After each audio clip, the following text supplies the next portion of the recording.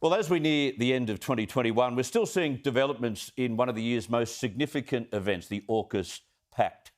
Doing away with the French agreement for diesel submarines and moving to a future-proof nuclear fleet is a significant step for Australia and regional security. Well, now it looks like we're on track to get an existing nuclear sub or more much earlier than first thought. And for some, not a moment too soon. I'm joined by the Australian's foreign editor, Greg Sheridan, to unpack all of this. Welcome to you, Greg. The White House has vowed to provide Australia with a nuclear-powered submarine at the earliest possible date, is what the wording was. Australia, of course, will receive 8 nuclear-powered submarines under the AUKUS pact. What do you think the urgency is all about? Well, Chris, it's partly political, partly operational. The big political problem for the government is that there is an almost inevitable capability gap. We already have a capability gap. Our Collins-class submarines are way out of date already. We're about to put them in for their life of type extensions, which means one of the 6 will always be in service. And the initial timeline from the government was that we get our first nuclear sub in 2040. Now, no project of this scale has ever been delivered on time. So the Collins were simply going to be gone and no nuclear subs to replace them. That is still broadly the case. But so the White House has been told by the Morrison government this is their chief political problem with this program. And so the White House is responding. That's a good thing in as far as it goes. Second question is genuinely operational. They don't want this program to fall over. And it's in danger of just being cancelled by some subsequent Prime Minister until you get the first Australian-flagged nuclear boat. Even if it's a second-hand Los Angeles-class American boat, with two-thirds of its crew being American, or a second-hand British Trafalgar boat with half its crew being British. Once there's a boat with an Australian flag on it, the program probably is unstoppable. But Chris, I've been a journalist, full-time professional journalist for 43 years, and in my entire professional lifetime, one Prime Minister has commissioned a sub which has come into existence. That's Bob Hawke. So there's a lot of reasons to be sceptical about this. You're very right. History tells us the story. I love it. I wonder whether some of this move has to do with some speculation that China might move on Taiwan in the next 18 months. Well, I think there is a real danger of China moving on Taiwan anytime in the next period, from tomorrow for the next 10 years probably.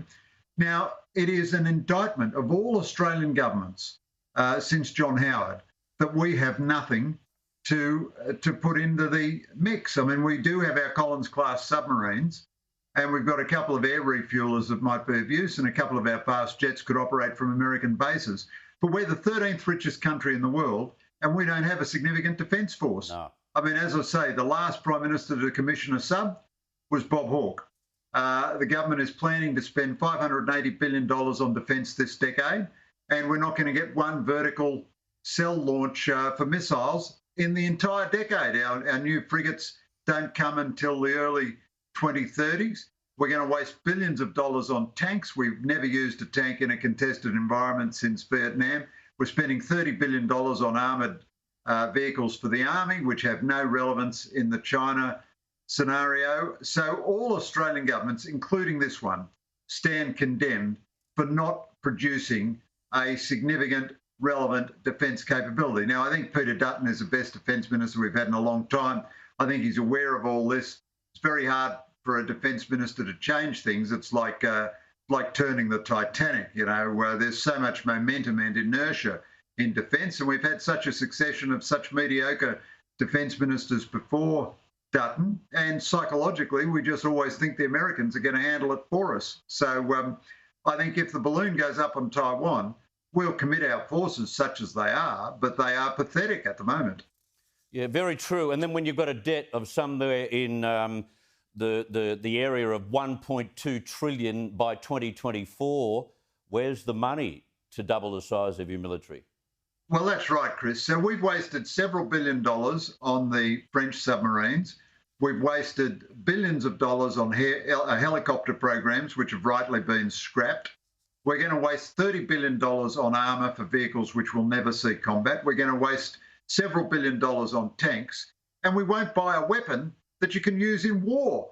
You know, even the Australian warfare destroyers have 38 missile vertical launch cells. The Arleigh Burke, the American ships, have about 98. The new Chinese frigates have over 100.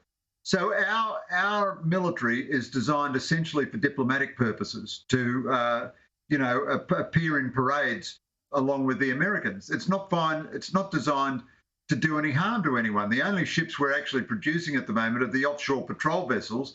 And unlike most nations, even unlike Indonesia, we're not putting any serious guns or missiles or air defence. They're quite big vessels, these ones. They could take all that.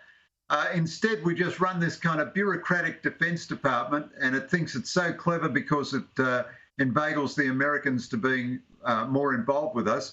Well, that's true. The Americans are the critical factor. But I tell you what, if the Americans ever lose interest in defending this country, we are in a lot of trouble. Spot on. Greg Sheridan, thank you so much for your time. Chris, great to be with you.